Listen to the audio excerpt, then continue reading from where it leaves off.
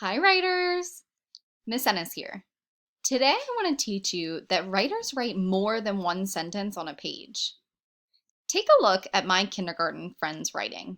Now, this isn't a student in our class, but it's a kindergartner. They said, I have a rat. Its name is Remy.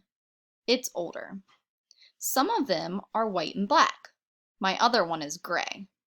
My other two named Junior and Echo. So this writer filled up their page.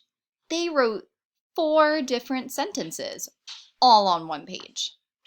So what they used that I really like is they told the color of their rats. So I want you to think about today, where in your writing could you add shape, size, and color words?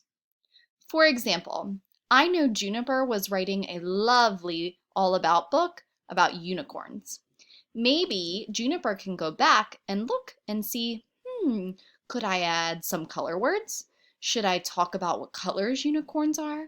Could I talk about their size? Could I tell about what they look like? I know Damiana was writing her book all about bunnies, and she told me that bunnies could be small, big, and medium.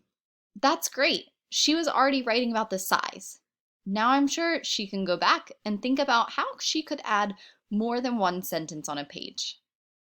Keep up the great work, writers.